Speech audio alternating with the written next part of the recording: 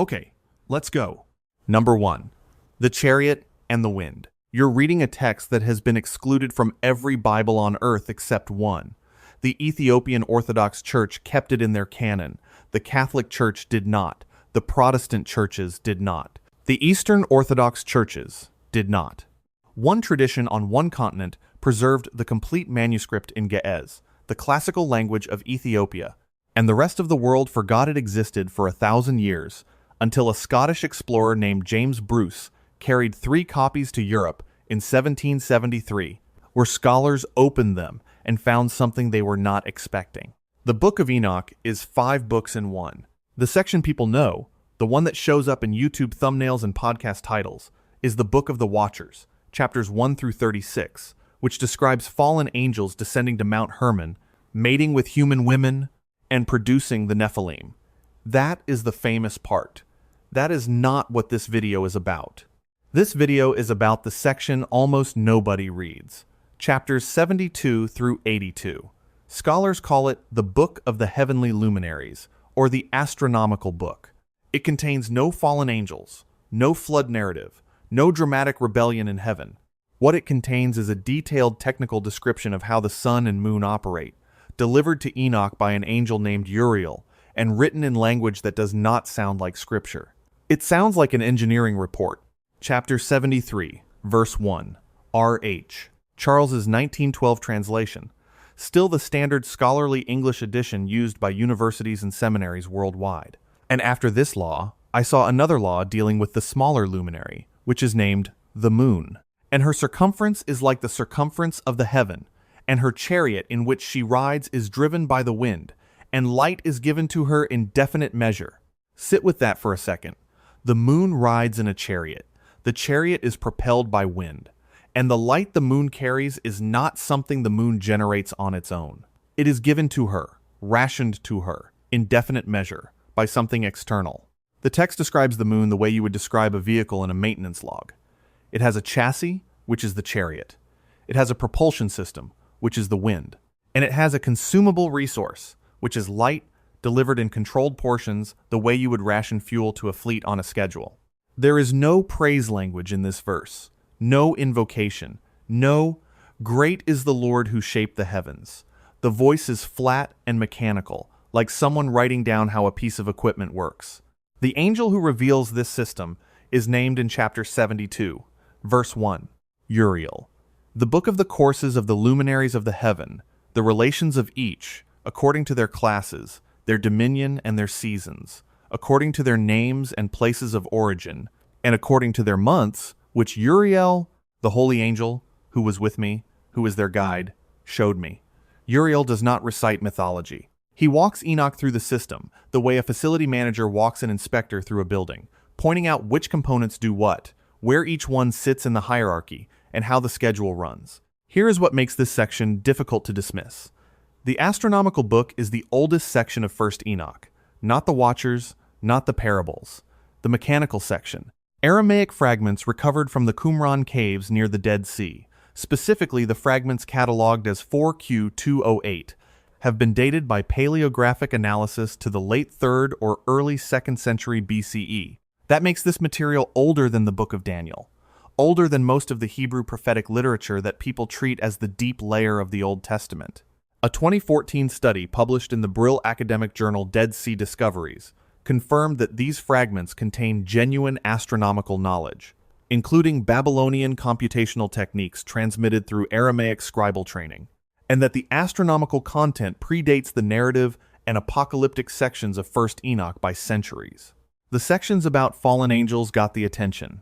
The section that describes what the moon is and how it runs was categorized as ancient cosmological metaphor and set aside. But here's the detail that everyone missed. The text does not describe what the moon looks like from the outside. It describes what is happening inside. A chariot, driven by wind, carrying rationed light, operated by a named angel who has been assigned to the job permanently. That is not a poem about the night sky. That is an operational description of a governed system. And the next 9 entries on this list describe piece by piece what the rest of that system looks like. Because the text does not stop at propulsion, it describes exactly how the moon's light works, how it fills up and drains out, portion by portion, on a timetable that the text lays out with arithmetic precision. Number 2. The 7 portions of light. The text says the moon's full brightness amounts to 1/7 of the sun's light. Not roughly, not approximately, 1/7. And then it describes in arithmetic detail how that light is loaded into the moon and drained back out, portion by portion, on a 14-day cycle. Chapter 78, verse 4. In the orb of the sun are 7 parts of light, which are added to it more than to the moon. By measure it is put in, until the 7th portion of the sun is departed. Read that last sentence one more time. By measure it is put in. Light is not described as something that happens to the moon passively. The way modern astronomy describes reflected sunlight bouncing off a rocky surface at an angle determined by orbital geometry. The text says, light is put into the moon, actively, by measure, as though someone is loading a specific quantity of a specific resource into a specific container, and they are doing it on purpose, and they are keeping count. The waxing cycle described across chapters 73 and 74 works like this. The moon begins dark, with its full circumference empty of light. Over 14 days, light is added in 7 portions, each portion equaling 1/7 of the sun's total luminosity. On the 15th day, the moon is full, and the text states that her light is accomplished full in the heaven. Then the cycle reverses. Over the following 14 days, light drains from the opposite side, the side from which the light of the moon originally came forth, and it drains in the same measured portions, until the text delivers one of its most striking mechanical descriptions. On the side whence the light of the moon comes forth, there again she wanes till all the light vanishes, and all the days of the month are at an end, and her circumference is empty, void of light. Her circumference is empty, void of light. The language is not poetic. The moon's visible surface is described as a container. When the light fills it, the moon is full. When the light empties out, the moon goes dark. This is not the waxing and waning you learned about in school, where the phases are an optical effect created by the angle of sunlight relative to the observer on Earth. In this text, the waxing and waning are a physical process. Light goes in, light comes out. The container fills, the container drains, and the schedule runs on a precise count that the text takes the trouble to specify numerically. And then the text does something peculiar. It states that the sun and the moon are the same size. Chapter 78, verse 3. These are the 2 great luminaries, whose orbs are as the orbs of heaven, and the dimensions of both are equal, the sun and the moon, described as equal in dimension. Modern astronomy knows the sun is roughly 400 times wider than the moon, but the sun is also roughly 400 times farther away from the Earth, which is why the 2 appear nearly identically sized when viewed from the surface. That ratio is one of the most statistically unlikely features of our solar system. It is the reason total solar eclipses are possible, where the moon's disk covers the sun's disk almost exactly. No other known planet-moon relationship in the solar system produces this effect. The Book of Enoch does not explain the ratio. It does not describe distances or relative diameters. It simply states the observable result. From where the observer stands, the 2 are equal. The text describes the moon filling with light the way you would describe filling a reservoir. 7 portions in, 7 portions out, on a cycle that resets every 29 or 30 days, depending on the month, with a full accounting of when the fill begins, when it peaks, when the drain starts, and when the last portion exits. This is description number 2, and it opens a question the text does not answer directly but makes unavoidable. If light is being put into the moon by measure, someone is doing the measuring. If the fill and drain cycle runs on a schedule, someone is running the schedule. The text has already named one operator, but the next entry reveals that the moon itself has more than one name. 4 names, actually. And the way the text lists them does not sound like worship language. It sounds like an inventory. Number 3. The 4 names of the moon. The moon has 4 names, and they are not titles or epithets. They are names, the kind you would catalog equipment under. Chapter 78, verses 1 and 2. The names of the sun are these. One Orjars, the other Tomas. The moon has 4 names. The first is Asanja, the second, Ebla, the third, Benasse, and the fourth, Ire. The sun gets 2 names, the moon gets 4. And the text lists them the way a scribe filling out a register would list them. First, second, third, fourth. No mythology attached, no story, no hymn explaining where the names came from or what God bestowed them. Just the names, in order, followed by a functional description of what the 2 luminaries do. And no, that is not how ancient religious texts typically describe celestial bodies. In the Babylonian Enuma Elish, the moon is Nana or Sin, a deity with a personal history, a family tree, a temple city, priests, and a cycle of worship hymns. In Egyptian cosmology, the moon is associated with Thoth and Khonsu, gods with specific roles in the afterlife and in the measurement of time, embedded in temple art and ritual. In Greek tradition, the moon is Selene, a goddess who drives a silver chariot and falls in love with a sleeping shepherd named Endymion. These are stories, myths. The celestial body is a character with motivations and relationships. The Book of Enoch does not do this. Asanja, Ebla, Benaz, and Eri are not characters. They do not have family trees, temple cities, or love affairs. They appear in a single verse, in a list, attached to a functional description of how light moves between the sun and the moon. The names read less like mythology and more like designations, the way you would assign call signs to vessels in a fleet or serial identifiers to equipment in a maintenance database. First unit, second unit, third unit, fourth unit. Scholars have debated the origin and meaning of these names for over a century. R.H. Charles noted in his commentary that the names appear to be of Semitic origin, but do not correspond to any known Aramaic or Hebrew vocabulary for the moon in other texts from the same period. They are not borrowed from Babylonian astronomical tablets.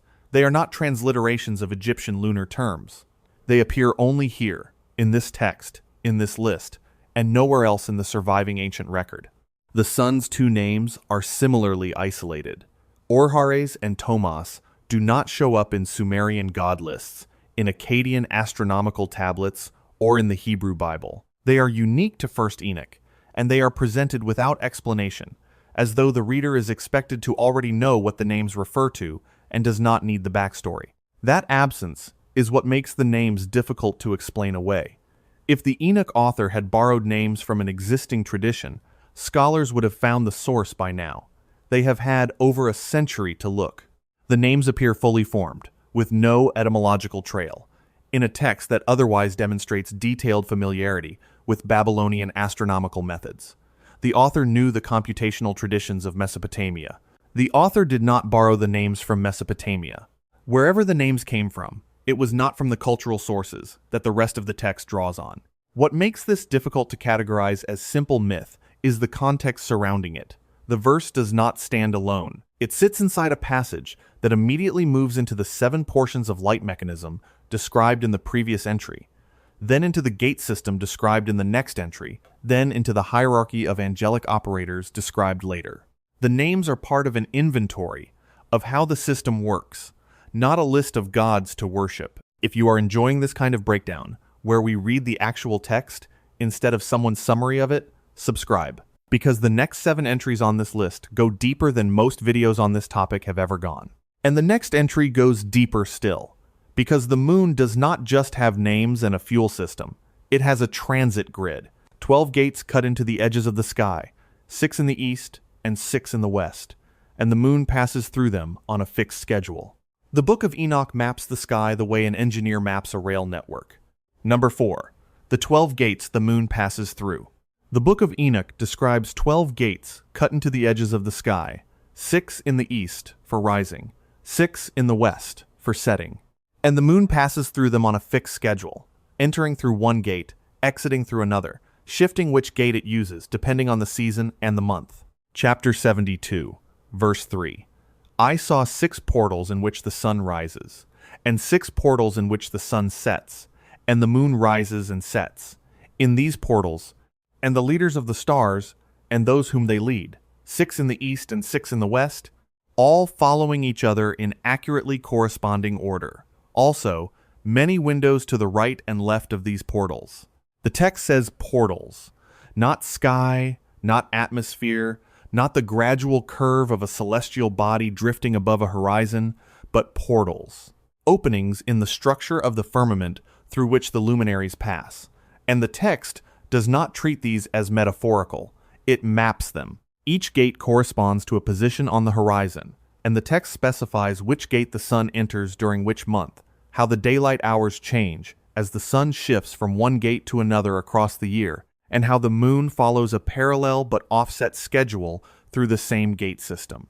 Helen Jacobus, a scholar who published a detailed analysis titled The Gates Cosmology of the Astronomical Book of Enoch in an academic volume through Brill, mapped the gate system and found that the 6 eastern gates and 6 western gates correspond to observable positions on the horizon where the sun and moon actually rise and set during their annual cycles. The first gate and the 6th gate mark the solstice extremes, the northernmost and southernmost points of the sunrise and sunset. The 3rd and 4th gates bracket the equinox, the midpoint. The text is describing something real, a real pattern on a real horizon, and encoding it into a gate structure. The calendar this produces is 364 days long, divided into 4 quarters of 13 weeks each, with the sun spending exactly 1 month in each of its 6 eastern gates before cycling back. It is not the Babylonian lunar calendar. It is not the Egyptian civil calendar.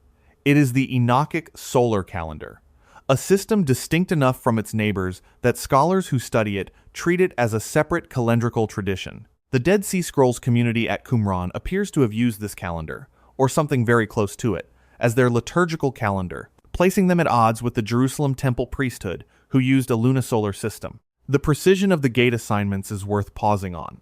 The text does not simply say the sun rises in different places at different times of year, which anyone who watches a horizon for a few months can observe. It assigns exact months to exact gates, specifies the ratio of daylight to darkness at each gate, and tracks the incremental changes from one gate transition to the next. In the first month, the sun rises through the 4th gate, and the day is 9 parts to the night's 8.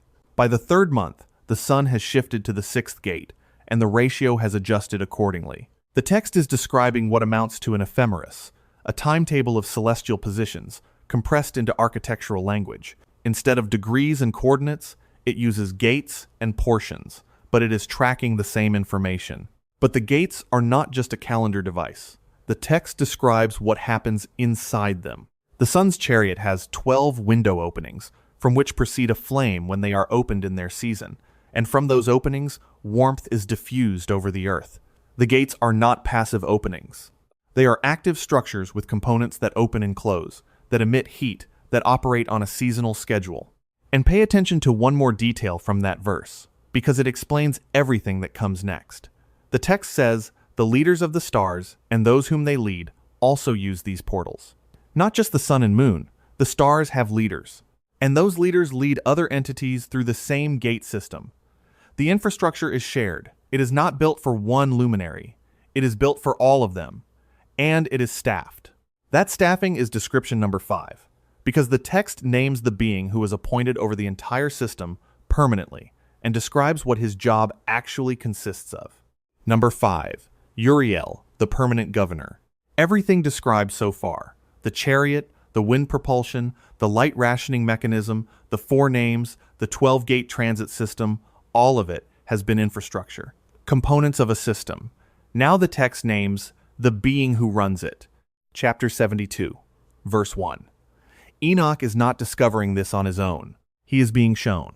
The book of the courses of the luminaries of the heaven, the relations of each, according to their classes, their dominion, and their seasons, according to their names and places of origin, and according to their months, which Uriel, the holy angel who was with me, who is their guide, showed me. Uriel is described as the guide of the luminaries, not a temporary escort, not a messenger delivering a one-time revelation. The guide, the one who knows the courses, the classes, the dominion, the seasons, the names, and the places of origin of every luminary in the sky, because his job is to run them. And then chapter 75, verse 3 makes the appointment explicit. For the signs and the times and the years and the days the angel Uriel showed to me, whom the Lord of glory hath set forever over all the luminaries of the heaven, in the heaven and in the world, that they should rule on the face of the heaven and be seen on the earth, and be leaders for the day and the night, that is to say, the sun, moon, and stars, and all the ministering creatures which make their revolution in all the chariots of the heaven, set forever. That is not a rotation. That is not a term of service. The Lord of Glory assigned Uriel to this position permanently, without an end date, over all the luminaries, in heaven and in the world, governing the sun, the moon, the stars, and something the text calls all the ministering creatures which make their revolution in all the chariots of the heaven. Stop there. That last phrase is the one most people read past without registering what it says. All the ministering creatures which make their revolution in all the chariots of the heaven. The luminaries move in chariots. The chariots contain creatures. Those creatures are making their revolution inside those chariots. They are not observers, they are not passengers, they are the mechanism. The ministering creatures are what makes the chariots revolve.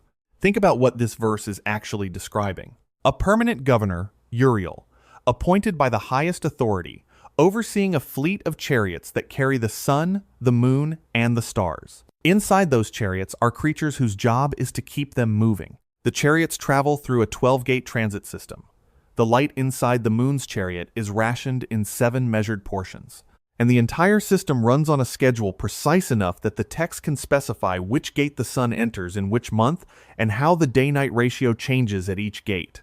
This is not mythology. Mythology gives you a god riding a golden chariot across the sky because he is glorious and the sun is his domain. The Book of Enoch gives you a named administrator, a permanent assignment, a staff of ministering creatures, a fleet of chariots, a gate system, and a light schedule. That reads less like mythology and more like a railway operations manual. And the appointment language is critical. Set forever is not how ancient Near Eastern texts describe angelic duties. In the Hebrew Bible, angels are dispatched. They arrive, deliver a message, perform a task, and leave. The angel who wrestles Jacob departs at dawn. The angel who announces Samson's birth delivers the news and vanishes. Gabriel appears to Daniel, explains the vision, and goes. Angels in the biblical tradition are temporary operatives. Uriel, in the Enochic tradition, is permanent infrastructure. He is not sent to do a job. He is the job. The system runs on his presence, the way a power grid runs on its control station. Almost nobody has heard about this part of the text. They know the Watchers. They know the Nephilim. They know Enoch was taken by God in Genesis 5:24, and that the Book of Enoch claims to be his account of what he saw. But the operational section, the part where the text stops telling stories and starts describing machinery, is treated as a curiosity by commentators and skipped entirely by popular presentations. Uriel is the governor. He has been on the job permanently. And the next entry on this list describes who works under him, because the ministering creatures in those chariots are not unnamed background figures. The second book of Enoch, a related text preserved in Old Slavonic, describes them in physical detail. And what it describes does not look like anything else in ancient religious literature. Number 6. The ministering creatures in the chariots. The verse from chapter 75 does not say the sun and moon move on their own. It says, creatures move them. All the ministering creatures which make their revolution in all the chariots of the heaven. That line, buried inside a longer passage about Uriel's appointment, is one of the most overlooked statements in the entire Enochic literature. The chariots do not run empty. Something is inside them, making them revolve. First, Enoch leaves it there. It names the creature's function, their location, and their activity, but it does not describe their appearance. For that, you have to go to a different text. The second book of Enoch, also called the Slavonic Enoch, or the Book of the Secrets of Enoch, is a related pseudepigraphic text preserved in Old Church Slavonic manuscripts dating from the medieval period, though scholars date its composition to the 1st century CE. Roughly 2 centuries after the astronomical book of 1st Enoch was written, it is a separate text with a separate transmission history, but it describes the same cosmological system from a different angle, and in chapters 11 and 12, it fills in the detail that 1st Enoch left blank. In 2nd Enoch, Enoch ascends through multiple heavens. In the 4th heaven, he encounters the sun and the moon and sees how they operate. And the text describes the sun's attendance in physical detail that does not resemble anything else in the biblical or pseudepigraphic tradition. The creatures are called phoenixes and chalkidri. They have 6 wings each. Their feet and tails are shaped like those of a lion. Their heads are shaped like a crocodile's. Their appearance is empurpled, the text says, like the rainbow. Their size is 900 measures, and their job is specific. They draw the sun's chariot, they deliver heat and dew to the earth, and they break into song at the command of the Lord at dawn. That description is not poetic metaphor dressed up in mythological language. It reads like a field report from someone who saw something and is trying to describe it using the closest analogies available to them, the way a medieval traveler might describe a rhinoceros by comparing parts of its anatomy to animals the audience already knows. And the shift schedules are specified. By day, 15 myriads of angels attend the sun. By night, 1,000. Those numbers are not round estimates. 15 myriads is 150,000. 1,000 is 1,000. The text distinguishes between the day crew and the night crew, and it counts them separately.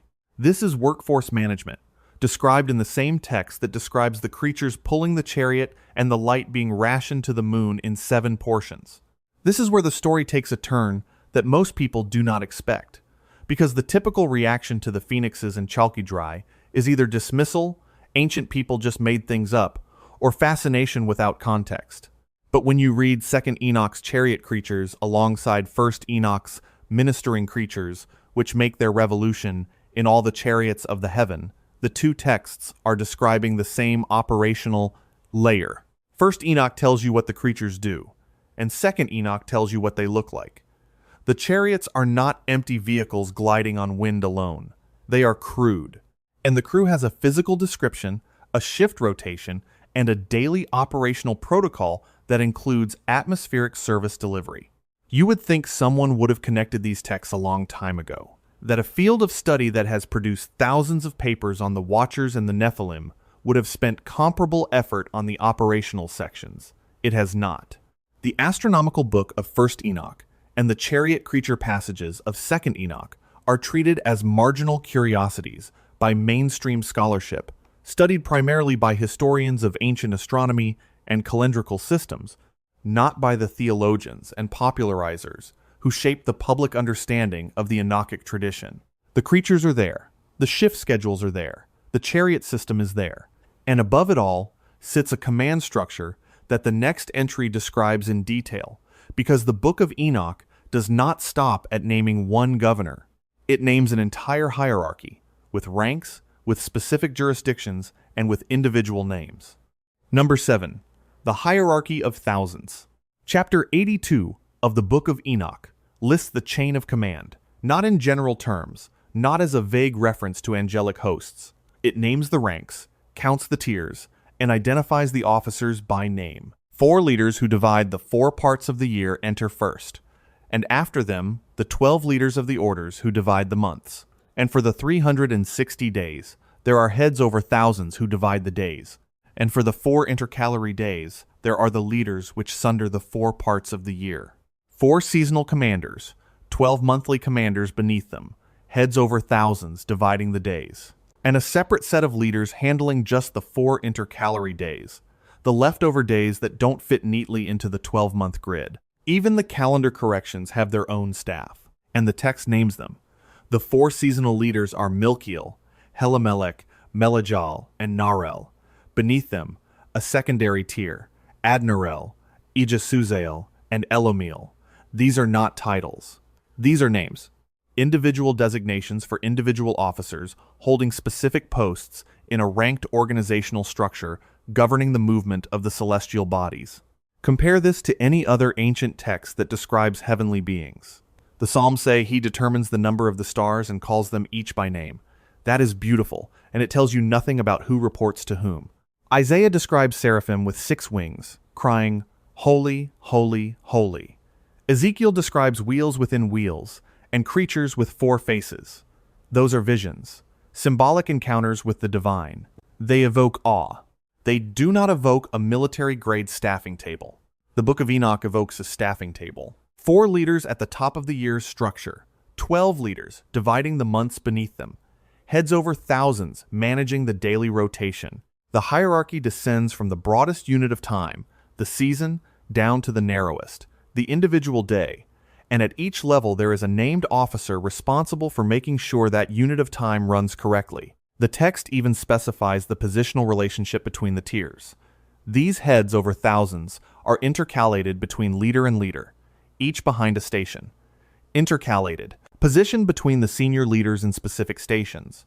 If you read this expecting a vision of radiant beings standing around a throne, what you get instead is a duty roster with positional assignments. And the tier structure mirrors something that military historians recognize immediately: a cascading command, from broad jurisdiction to narrow jurisdiction, with named officers at each level, is the organizing principle of every large-scale operation that has to function across distance and time without constant centralized supervision. You cannot run 364 days of celestial transit from a single point of command. You distribute authority. You assign sectors. You name the officer responsible for each sector so that accountability follows the chain. The text describes exactly that model, 23 centuries before the organizational theory that formalized it. If you are still here, you are the kind of person who reads the actual text instead of watching videos that summarize it in 3 sentences. Subscribe, because this channel goes where the surface-level presentations will not. So, 7 named commanders, running a hierarchy of thousands, each one holding a specific post inside a system that governs the movement of the sun, the moon, and the stars through the 12-gate transit system described 4 entries ago. But what comes next makes all of that look like the preamble, because the hierarchy described in Chapter 82 is the command structure, the ranks, the org chart. But beneath the named officers and the duty roster, there is a fleet. The second book of Enoch, the same text that described the phoenixes and chalkidri in Section 6, takes Enoch into the 4th heaven and shows him what the astronomical book left out. And the numbers are not small. Number 8, the 8,000 escort stars. Chapter 11 of 2nd Enoch. Its passage and return are accompanied by 4 great stars, and each star has under it 1,000 stars, to the right of the sun's wheel, and by 4 to the left, each having under it 1,000 stars, altogether 8,000, issuing with the sun continually. Read that formation one more time. 4 great stars on the right side of the wheel, 4 on the left, each of those 8 commanding a division of 1,000. 8 divisions, 8,000 total. And they issue with the sun continually. Not on a seasonal rotation, not during specific transit phases. Continually. This is a permanent escort formation, 8 divisions strong, flanking the chariot wheel at all times as it moves through the 4th heaven. The word the text uses for the mechanism they flank is wheel, not path, not orbit, not course. The chariot described in 1st Enoch, 73, is driven by wind. 2nd, Enoch adds a structural component the astronomical book did not name. The sun goes along on a wheel, and the 8,000 stars are arrayed to its right and left, flanking that wheel the way an escort column flanks a vehicle in a convoy. 4 division commanders on each side, each responsible for 1,000 operators beneath them, arrayed in a formation with a visible chain of command. No other ancient astronomical text describes anything like this. Babylonian astronomers tracked stars as mathematical reference points for computing planetary positions. Greek astronomers mapped them onto a celestial sphere that rotated mechanically around the Earth. Egyptian astronomers identified decans, groups of stars that marked 10-day periods for timekeeping purposes. In all 3 systems, stars are fixed objects observed from below, points the astronomer measures against. In the 2nd book of Enoch, 8,000 of them are mobile escorts flanking a wheel. And the book of Enoch has already told you what stars are. In chapters 18 and 21, 7 stars that failed to rise at their scheduled times were imprisoned for 10,000 years, bound like burning mountains at the edge of heaven and earth. Stars in this system are not lights. They are agents, entities with schedules and obligations and consequences for disobedience. If the 8,000 escort stars are the same type of entity, then the formation around the wheel is not a pattern of brightness trailing the sun. It is an organized body of 8,000 operators, divided into 8 divisions under 8 commanders, running permanent escort duty around a wheel-driven chariot in the fourth heaven. The same chapter describes what happens at the start of each cycle. 6 winged ones issue with the angels before the sun's wheel into the fiery flames, and 100 angels kindle the sun and set it alight. 100 angels whose sole function is ignition. 6 winged beings advance into the fire zone ahead of the wheel, and then the ignition crew of 100 kindles the source. The escort fleet takes position. The advance guard enters. The fire crew lights it. And the light that comes on is the same light described in Section 2 as being rationed to the moon in 7 measured portions on a 14-day cycle. The supply chain now has a visible starting point. The moon does not generate light. The sun does not generate light on its own either. 100 angels kindle it, and the light is then dispensed to the moon by measure. Between the 2 books of Enoch, the system now includes a chariot, a wind-driven propulsion mechanism, a light rationing schedule, a 12-gate transit grid, a permanent governor, a crew of creatures pulling the chariots, a named hierarchy of thousands, an escort fleet of 8,000 divided into 8 divisions, and an ignition crew of 100. But the fourth heaven has one more element that none of these accounts for. In the same domain where the chariots run and the stars hold formation, the second book of Enoch describes something that does not sound like astronomy, cosmology, or engineering. It sounds like a military garrison. Number 9. The armed soldiers with drums. Chapter 17 of the second book of Enoch. Enoch is still in the fourth heaven, the operational domain of the sun and the moon. He has seen the courses of the luminaries. He has seen the escort fleet of 8,000 stars arrayed in formation around the wheel. He has seen the 6-winged creatures pulling the chariots and the 100 angels who kindle the sun each day. And then, in the same heaven, embedded in the same domain where all of this celestial machinery operates, the text introduces a presence that has nothing to do with astronomy, propulsion, or light transfer. Armed soldiers, serving the Lord with tympana and organs, singing with incessant voice. Not angels categorized by their wing count, not creatures described by their animal features. Soldiers. The text uses the word deliberately. These are military figures, and they are armed.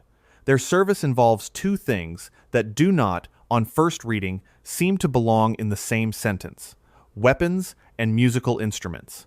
Tympana are drums. Organs are wind instruments. The soldiers carry both armament and instruments, and their singing is described with a word that changes the entire picture: incessant. The sound does not stop, not at sunrise, not at the changing of the escort formation, not when the 100 angels kindle the sun. The voice is continuous. Think about what this verse is placing inside the fourth heaven. The system has been described across 7 previous entries as an engineered operation: wind propulsion, rationed light, named gates. A permanent governor, a hierarchy of officers with individual names, an 8,000-strong escort fleet, an ignition crew of 100. Every one of those components has a function you can point to. The chariot moves things. The gates direct traffic. The hierarchy manages the schedule. The escort provides formation security. The ignition crew lights the power source. The armed soldiers with drums do not fit any of those categories. They are not propulsion, not navigation, not command. They are a military garrison stationed inside the same layer of heaven as the chariots and the escort fleet, and their primary described activity is producing continuous sound with drums and wind instruments. No other ancient text describing the heavens puts armed military personnel alongside celestial mechanics. Babylonian temple musicians sang hymns to the moon god Nana from courtyards in Ur, on the ground, during seasonal festivals. Greek tradition assigned the muses to Mount Helicon, where they inspired human poets, not where they maintained celestial equipment. Egyptian priests performed music for Hathor and Amun inside stone temples along the Nile, not aboard the bark of Ra as it crossed the sky. In every other ancient tradition, the musical dimension of divine worship happens on earth, performed by human beings, directed upward. In the second book of Enoch, the musicians are already in the sky. They are not worshippers offering praise from below. They are a stationed unit, armed and embedded in the same operational layer as the chariots and the escort formation, producing sound that never pauses. The text describes them the same way it describes every other component in the fourth heaven. Here is what is here. Here is what they do. No explanation offered, none apparently needed. And here is the detail that raises the hardest question. Why are they armed? The fourth heaven has a governor. It has a hierarchy. It has an enforcement mechanism severe enough to imprison stars for 10,000 years when they miss a shift.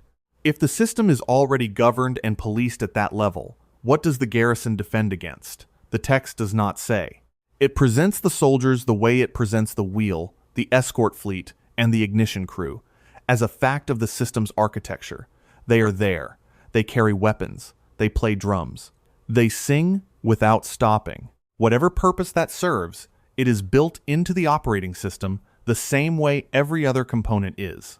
The fourth heaven is not a quiet place where luminaries drift in silence. It is loud, staffed, militarized, and running continuously. And there is one final component the second book of Enoch describes that the escort fleet, the ignition crew, the creatures, and the garrison do not account for. The power source itself, the physical object that produces the light eventually rationed to the moon in 7 portions. The text says it has a shape, it has a name, and it has its own dedicated security detail of 400 angels who never leave it. Number 10. The crown guarded by 400 angels. Chapter 14 of the second book of Enoch describes the light source, not the light itself, not the mechanism that rations it, not the schedule that governs its distribution, the source, the physical object that makes the sun shine. And the text says it is removable.